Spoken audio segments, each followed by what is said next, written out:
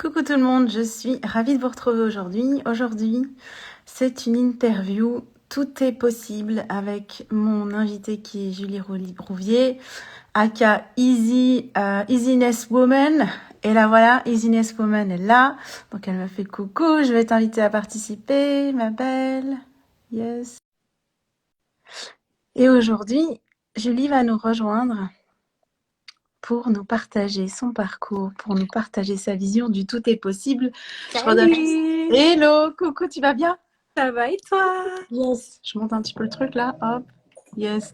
Je redonne juste le cadre pour ceux et celles qui peut-être viennent dans une interview en direct pour la première fois dans le cadre de Tout est possible. Hein, c'est mes interviews que je fais régulièrement où j'invite des coachs qui sont soit des copines de business, soit des clientes, soit des coachs avec qui j'ai pu travailler et que j'ai envie de faire découvrir à ma communauté. Donc, c'est le principe de l'interview. Donc, je suis ravie de te retrouver là aujourd'hui. Moi aussi, merci pour l'invitation. Avec plaisir, on a trouvé une date. C'était compliqué. Enfin, je pense Ça que en est depuis pas... novembre, on doit la faire, quelque chose comme ça. Oui, entre deux, il s'est passé 2-3 trucs, je crois. Voilà, un petit peu. Comment vas-tu? Ça va super bien et toi? Super. Alors, dis-nous, tu es où? Parce que je crois que ça va être un truc... on va en parler pendant l'interview. Tu es où, là? Ça T'es va en même France? pas être un truc de fou, je suis en France en ce moment. Ah, t'es rentrée? Ah, ok. D'accord, j'avais pas suivi ton retour. Ouais, non, on rentre en France quand même entre deux voyages. Ouais, on se fait un petit moment de calme, tu vois. Ok, vous retournez à la base. Voilà, tu vois, Ok, l'essence. yes. Top. Alors, si ça va pour toi, c'est une interview qui n'est pas préparée, j'ai pas de notes. J'y vais avec le flow et souvent je demande en première question si tu veux bien te présenter à nous, ton parcours, qui tu Ouais. es, ce que tu fais, tout ça. Ça marche. Bon, ben moi, c'est Julie Rouvier, aka Easiness Woman. Easiness Woman, pourquoi? Parce que je travaille beaucoup avec cette notion de facilité, de légèreté dans toutes les sphères de ma vie, finalement. J'ai commencé sur le web en tant que sexologue, parce que je suis allée me former au Québec en sexologie, et finalement, ben, ça s'est transformé. Je suis passée de sexologue à coach perso, on va dire. Puis maintenant, je fais aussi dans le business, donc j'accompagne aussi les femmes à avoir leur business de cœur, en fait, qui se fait dans toute la légèreté, dans toute la simplicité possible et surtout qui va servir leur vie de rêve.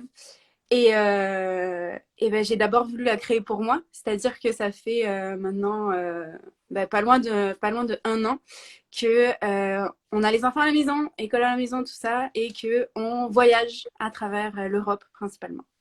Yes, top. Du coup, ton parcours, il a été quand même changeant, j'ai presque envie de dire. Donc, tu es partie au Québec, d'après ce que j'ai compris. Tu es restée un Ouais, petit moment au Québec. Là-bas, tu étais sexologue, c'est juste? c'est ça. Yes. Qu'est-ce qui t'a incité à à entamer un virage, à partir du Québec, à se dire on va voyager, on va avoir une vie différente. Et qu'est-ce qui t'a aussi incité à changer de direction dans ton business? Ben, je pense que c'est quelque chose qui a toujours été en moi, cette envie de bouger. Donc j'ai quitté le nid familial pour aller vivre à 6000 km. J'avais 19 ans. Donc c'était Wow. déjà en moi cette envie de bouger, je pense. C'est venu assez soudainement, en fait, bizarrement. Mais voilà, c'était en moi ce truc de découvrir. Et j'ai comme envie de vivre plein de vies en une. Je ne pourrais Hmm. pas rester dans le même truc, puis juste faire ça. J'ai besoin de changement constant. Je suis quelqu'un qui a très peur de s'ennuyer dans la vie. Hmm. Et je pense que ça se ressent dans la façon dont je gère ma vie. Alors, ce qui est drôle, c'est que je garde un noyau très intense avec mon conjoint, mes enfants. Ça Mhm. bouge pas. Mais voilà, au niveau de ce qu'on vit, on a déjà eu plusieurs changements majeurs finalement. Yes. Tu sais, c'est voilà, l'interview, le thème, c'est tout est possible. Du coup, par rapport à ces changements, on sait bien que quand on veut entamer un changement dans notre vie, il y a comme plein de freins qui apparaissent, plein de plans de pensée, plein de trucs qui nous empêchent en fait d'aller vers ce tout est Ouais. possible. Qu'est-ce que toi, tu as dû dépasser dans ton parcours? Euh, bah, l'une des plus grandes difficultés, on va dire qu'elle a été relationnelle, dans le Hmm. sens où au début, on n'était pas d'accord avec mon conjoint. Hmm. Donc, tu sais, il y avait ça qui était hyper fort en moi. Puis lui, c'est plutôt une personne qui est casanière.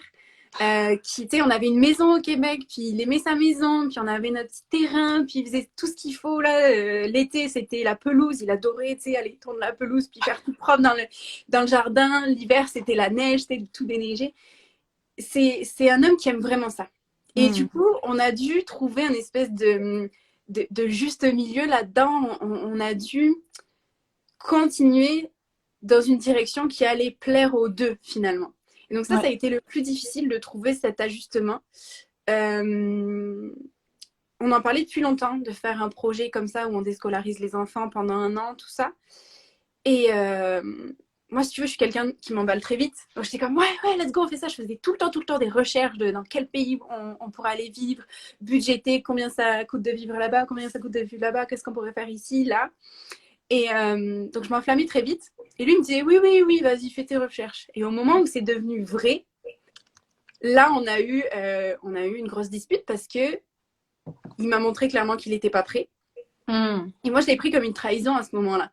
Tu sais, en mode, mais ça fait genre 5 ans que tu me laisses miroiter qu'on va le faire. Et quand c'est vrai, il n'y a plus personne. Donc, je te dirais que la plus grosse difficulté à surmonter, ça a été ça.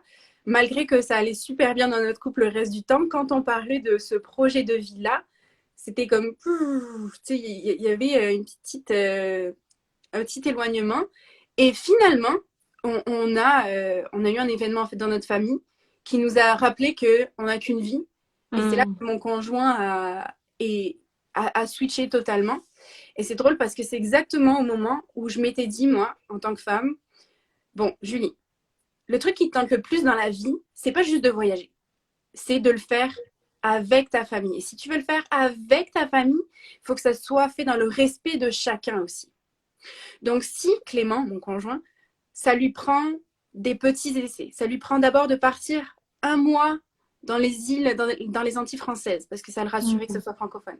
Si c'est d'abord 1 mois dans les Antilles françaises, qu'on revient, qu'on fait 6 mois au Québec, qu'on repart 2 mois en Guadeloupe, et quand, tu vois, je me suis dit, il y a eu cette espèce de lâcher prise en mode, si ça prend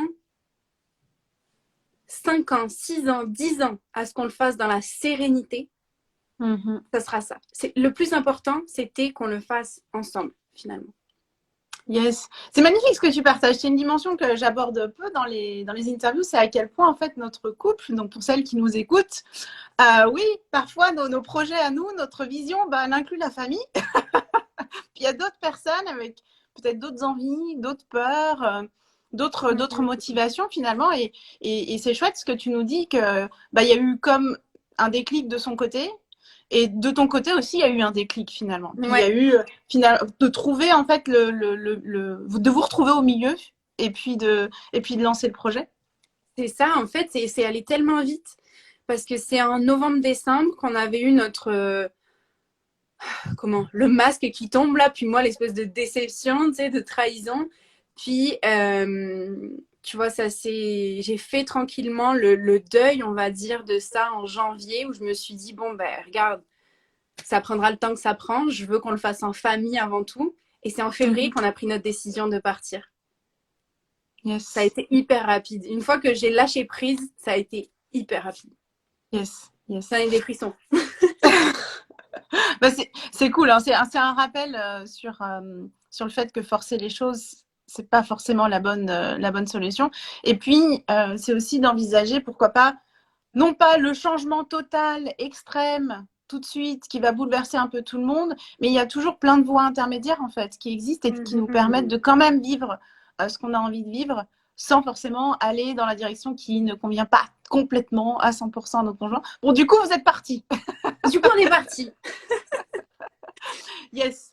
Je sais qu'il y a eu un événement aussi marquant dans cette nouvelle vie que vous avez pris quand vous étiez à Fuerte, si je me rappelle bien. On était aux îles Canaries, ouais. Aux Canaries. Je sais pas si tu veux le partager, parce que je trouve que c'est vraiment un moment fort quoi, que tu as vécu. Ouais. Qu'est-ce qui s'est passé à peu près 10 jours avant de partir des îles Canaries. Donc, on restait 2 mois là-bas. J'ai failli mourir, en fait. On va pas y aller par 4 chemins. J'ai fait une péritonite. Et du coup, je me suis retrouvée aux urgences. Le premier hôpital ne m'a pas cru. Donc, ils m'ont renvoyée chez moi. Fait que là, j'ai mal toute seule dans mon coin, puis ça passe, et après, ça revient le lendemain. Et du coup, je me suis fait opérer en urgence. C'est vraiment un moment où tout a basculé pour moi, quoi. Comme je me suis vraiment rendu compte que tout pouvait s'arrêter en un instant. Yes. Une énorme leçon de vie, on va dire, un déclic. Peut-être Ah oui, oui. certains et certaines d'entre vous ont vécu ce déclic de ah, on est mortels en fait, les gars. C'est ça, en fait. Notre vie, il faut la vivre tout de suite. Pas, Non, pas mais demain tu sais matin. quoi? Ce qui est drôle, c'est même pas ça, mon déclic. D'accord. Parce que je pense que je vivais déjà comme quelqu'un qui allait mourir à n'importe quel moment. Tu vois? J'avais déjà ce truc-là en mode on n'a qu'une vie et l'urgence de vivre. Je l'avais déjà.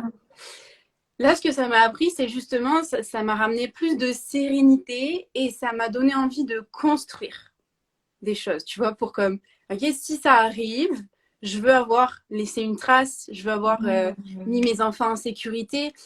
C'est, voilà, au contraire, avant, je vivais en mode YOLO, puis là, je suis comme, ok, on peut profiter de la vie, mais on peut aussi construire.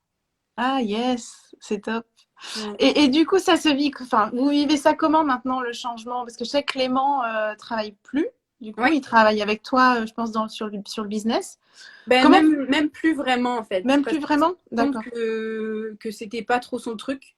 D'accord. Et ouais, voilà. Du coup, on travaille plus vraiment ensemble. Ils mettent pour comme un truc de temps en temps. Mais sinon, on commence à se mettre sur un projet de couple, on va dire, en Ok, termes de business. Mais d'accord. c'est vraiment frais. Là, j'ai rien à dire à part ça. Ok, ça marche. Trop incertain, c'est trop incertain. Ok. Et les enfants, ils vivent ça comment, tout le changement là qui s'est fait dans leur vie? Ah ben les enfants, ils sont contents de ne pas aller à l'école. Ils sont contents de profiter. Là, quand on est en France, ils peuvent profiter de leur papy, de leur mamie. Des deux côtés, ils sont très présents. Donc ouais, ils sont contents de vivre ça, de vivre cette douceur en fait. Parce que tu sais, on leur dit jamais dépêche-toi. Hmm, Jamais. Comme jamais. yes. Cette phrase n'existe pas chez nous. C'est un rythme très doux, très flottant et on leur demande relativement souvent qu'est-ce que tu as envie de faire aujourd'hui, puis on peut aller à la plage ou on peut organiser telle activité.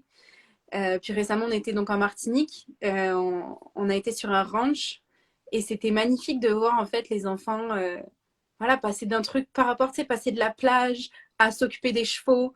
Et ma fille, elle a décidé par elle-même de se lever à 6 heures du matin pour aller s'occuper des chevaux. Tu sais, d'habitude, elle dort et tout, elle s'en fiche, mais là, c'était comme go. Donc, on voit qu'ils se laissent porter par leurs envies et c'est ça qui est magnifique, quoi. Top, top. Maintenant, j'aimerais parler un peu plus de ton business et Ouais. un peu de ta spécialité, parce que c'est intéressant de voir à quel point on peut toutes faire du business coaching et qu'en même temps, on peut aller chercher chez chacune d'entre nous quelque chose de différent. Donc, toi, c'est quoi ton unicité? C'est quoi le truc en plus, les petits piments que tu amènes? Alors, moi, ce que je préfère faire, c'est coacher avec le corps, avec la danse, avec le mouvement. Et donc, j'ai créé les activations en mouvement qui sont un processus de reprogrammation des croyances, de changement de l'état nerveux dans lequel on se trouve, où on se ramène à la sécurité. Et ça nous permet en fait d'ouvrir les possibilités et surtout d'intégrer. Tu sais, des fois, tu as un changement, tu es comme, oh my god, je le comprends tellement dans ma tête. Genre, ah, je le comprends, comment ça se fait que je ne l'ai pas intégré en moi. Eh bien, l'activation, ça sert à ça un petit peu quand on se sent bloqué ou quoi. On va le ramener dans la matière. On va amener ça, on va amener le changement dans le corps. Mhm. Et est-ce que tu te sers toujours comme de dimension en rapport avec la sexualité, vu que tu étais sexologue, ou plus du tout? Euh, ce dont je me sers par rapport à la sexologie, c'est vraiment le fait que c'est systémique. Le fait qu'on regarde tout. Je vais jamais coacher un business seulement en parlant de business. Jamais. Comme je vais toujours aussi sur les sphères personnelles. Qu'est-ce qui se passe dans ta vie? C'est qu'est-ce qui fait que tu n'arrives pas à mettre ça en place? Il y a forcément une réponse dans la façon dont on gère nos choses personnelles. Donc, le truc que je me sers le plus de la sexo, c'est faire une espèce de zoom out et être capable de voir toute la situation et imbriquer la situation, le perso et le pro ensemble. Parce que pour moi, c'est comme ça qu'on réalise nos rêves. C'est seulement quand on vient relier les deux. Moi, ça m'intéresse pas d'avoir un business qui déchire si côté perso, je suis pas capable de faire ce que je veux avec ma famille et inversement. Donc, pour moi, ce qui compte, c'est vraiment d'imbriquer les deux. Yes, de cliquer les deux, ce qui nous permet d'aller jusqu'au bout de nos projets en fait, parce que finalement, on peut avoir quelque chose qui bloque au niveau perso Ouais. et qu'on n'est pas allé regarder. Puis au niveau pro, on s'est vraiment donné notre objectif. Puis à côté de ça, il y a des trucs qui, voilà, qui péclotent un petit peu, on va dire, du côté Et perso. après, tu sais, je dis pas que tout doit être parfait, mais c'est juste que pour moi, la direction, si on veut que la direction soit claire et qu'elle nous permette d'avancer comme on veut, elle doit prendre en compte les deux côtés, finalement. Yes, yes. C'est quoi ton, tu sais, comme le grand message que tu veux donner au monde? C'est une grande question, ça, hein? Ouais. Oh my God. Je sais pas si je saurais t'en sortir un. Ça, si tu vois, tu m'aurais posé la question hier, ce serait autre chose. C'est ce message de facilité. C'est genre, tu sais, des fois, on se bat tellement contre nous-mêmes pour pas avoir ce comportement, pour changer ça en nous, alors que ce comportement, il est là pour une raison. Et que parfois, juste mieux le comprendre, arrêter de le rejeter et plutôt accepter ce qui est moins beau, ce qui est moins désirable en nous. Et ben parfois, ça va créer complètement l'effet inverse. En fait, ça va réduire ce trait qui est moins le fun, mais ça va nous permettre de grandir, ça va nous permettre d'accepter pleinement qui on est et se laisser porter par ça, par pleinement qui on est et la facilité qui vient avec. Yes, c'est pas pour de rien que tu t'appelles Business Woman, quoi, on est d'accord. Voilà. Ouais, il y a vraiment cette notion de facilité et de. Tu sais, parce que dans le fond, ce qui est dur, c'est de résister à qui on est. Ce à quoi tu résistes persiste. Je crois que Persiste. c'est ça qu'on dit, hein. Du coup, Ouais, c'est vraiment ça. lâcher la grappe un peu à ces trucs-là. Lâcher la grappe et, tu sais, en dev perso, des fois, on sent un peu cette course. Cette course à. Tu sais, il faut changer vite et plus. Et moi, je me plais à aller dans le courant inverse parfois en mode, ben, ouais, si ça prend un peu plus de temps, mais que tu le fais dans la sérénité. Bon, voilà, après c'est personnel, hein, mais j'ai vu à plusieurs reprises dans ma vie que c'est les moments. Moi, je fonctionne comme ça. C'est les moments où j'ai lâché que ça a grandi, quoi. Yes. Et depuis l'année dernière, depuis que vous avez entamé ce grand changement de vie, Ouais. c'est quoi peut-être la plus grande transformation que toi, tu as vécue?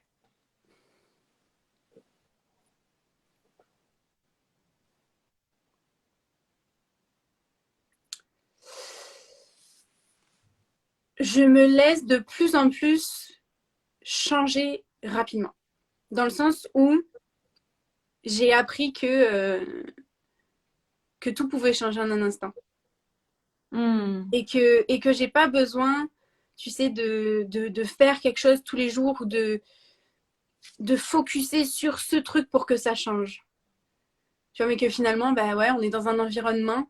En fait, l'environnement dans lequel on est déjà, c'est juste dingue comment ça peut influencer sur notre énergie, sur notre façon de créer.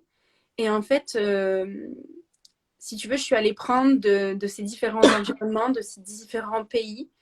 Et je me dis, waouh, c'est fou quand on arrive dans un endroit, à quel point ça peut nous donner un élan, comment ça peut transformer les choses. Donc, si tu veux, je me sers de cette adaptabilité pour transformer mon entreprise en fonction de mes envies. Yes. Donc, j'ai un modèle d'affaires qui est encore plus fluide qu'avant. Ok, top. Pour celles qui pourraient pas voyager, tu sais, il y a ce truc-là souvent, on dit que comme nos circonstances extérieures ne devraient pas influencer nos Ouais, circonstances intérieures. Alors quand on est en vacances, très nous bonne c'est question. cool. Quand on part Ouais. en Guadeloupe, c'est cool. Pour nous qui restons en Europe, quelle est la solution selon toi? Bah, tu sais, je prenais l'exemple des voyages parce que au-delà du côté cool, ça demande une putain d'adaptabilité. Justement, Ah, t'arrives, t'as le décalage horaire, tu sais pas où t'arrives, tu sais, t'as pas ton logement habituel, t'as pas ta voiture habituelle. Là, tu as envie de découvrir des trucs, mais en même temps, il faut que tu continues à bosser. C'est un Hmm. sacré défi. C'est un sacré défi. Donc, je te dirais que, comment? Tu sais, avant, quand je travaillais chez moi, dans mon demi-sous-sol, dans mon bureau, euh, je me disais, tu sais, j'avais toujours ce truc de me dire, ah, mais ça serait tellement plus facile si j'étais là pour bosser, tout ça. Mais dans le fond, ce qui compte, c'est la façon dont tu gères tes émotions, dont Ouais. tu gères les éléments extérieurs, que tu sois chez toi ou Mhm. que tu sois à l'extérieur. Donc, ce que je peux vous dire, c'est que si vous avez envie de faire ce genre de projet, si vous avez envie de bouger, un jour de plus que vous passez chez vous, un jour de plus où vous n'avez pas encore atteint ça, c'est un jour où vous vous préparez. Vraiment. C'est un jour de plus où vous êtes en train de faire des apprentissages pour que ça se passe bien le jour où vous allez transformer cette vie-là. Moi, ça a Yes. été vraiment le cas, comme je vous ai dit, que ce soit au niveau relationnel ou même de la compréhension de ma relation avec mes enfants, de la façon dont je bosse. C'est incroyable comment chaque jour que j'ai passé à travailler dans mon demi-sous-sol, ça m'a préparé à ça. J'aime bien comme tu dis mon demi-sous-sol. Mais c'est vrai, dans la maison, tu as comme un demi-sous-sol. Vous avez quand même une fenêtre, mais c'est ça. Yes. J'avais préparé mon bureau là comme si j'étais dans mon hacienda, parce que je rêve d'avoir une hacienda. Donc Ah j'avais fait yes. les murs orange, j'avais mis des fausses plantes de partout, et pour moi, ça me préparait déjà. C'est ça que je voulais vous dire aussi. C'est que si, comme n'importe quel objectif que vous avez, et que vous vous dites parfois, ah, mais je ne l'ai pas encore, comme on peut tellement vivre un petit bout de ça.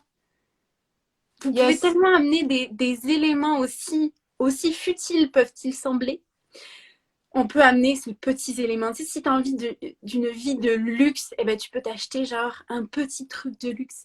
Si tu as envie de vivre dans une hacienda, tu peux peindre ton bureau en orange. Si tu as envie, je sais pas moi, de passer plus de temps avec tes enfants le jour où, blablabla, ben, tu peux choisir de passer 10 minutes par jour de jeu intentionnel avec tes enfants par jour. Mhm, On peut mhm. toujours aller chercher ce petit bout, même dans notre quotidien normal. Yes. On peut toujours créer ça dans notre quotidien. Donc pour celles qui regardent, c'est comment vous créez comme une atmosphère de vacances, l'atmosphère que vous rêvez de vivre. Comment vous pouvez le créer déjà aujourd'hui en fait, sans Moi, forcément attendre de pouvoir le vivre demain. Hein. mais carrément, je vous le dis, avant de vivre ça, vous savez ce que je faisais? C'est un secret, hein, mais dès qu'il faisait un peu beau, puis au Québec, c'est pas souvent, enfin c'est l'été, mais tu sais, ça dure pas longtemps. Ouais.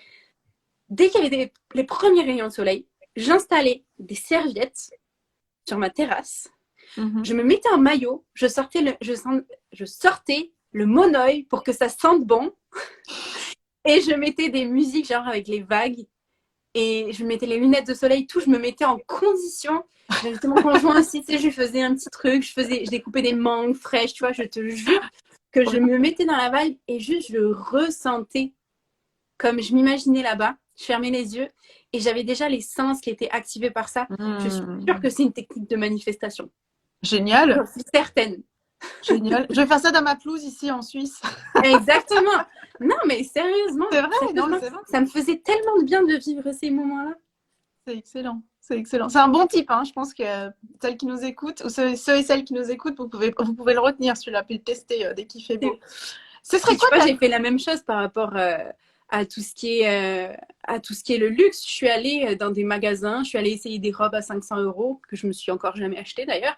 Mais tu sais, j'ai fait la même chose pour ce qui est la vibe luxueuse et ce que je voulais ressentir, que ce soit avec mes enfants ou en voyage et tout. C'est vraiment présent dans ma vie depuis 1 an et demi, ce genre de petits trucs qui vient mettre du piment au quotidien, quoi. Trop chouette, trop chouette. Et alors, si on parle un peu plus du futur, du coup, Ouais. là, tu te projetterais, par exemple, à visualiser quoi pour la suite? Alors, là, tu me demandes de révéler des choses. Oh, aïe, aïe, aïe. Non, c'est parfait, c'est parfait.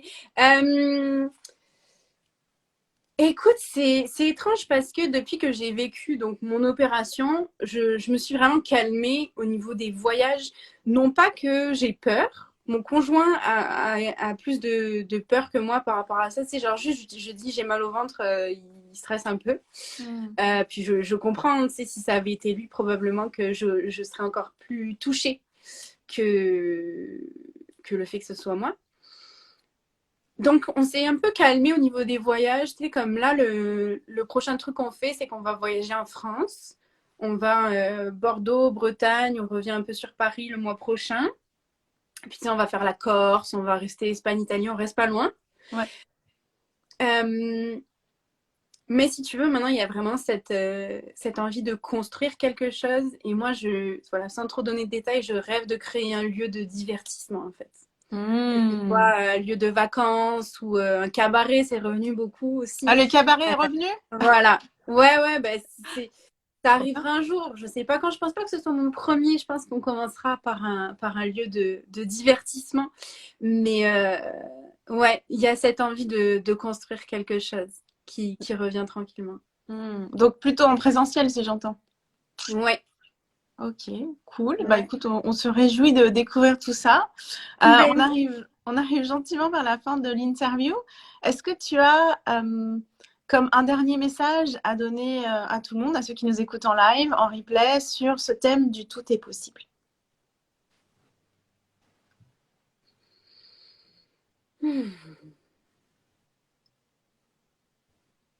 J'irai sur le thème du contrôle versus lâcher prise. Parce que, tu sais, j'aurais pu vous dire que voilà, on peut garder la direction, on ne sait pas comment ça va arriver, mais ça va arriver. Mais j'ai plus envie de vous diriger sur ce que vous pouvez faire. C'est-à-dire continuer à voir ce qui est possible, continuer à le ressentir. Donc, comme je vous disais, moi, j'ai vraiment fait des trucs qui me permettaient de visualiser ça, de le ressentir encore plus fort.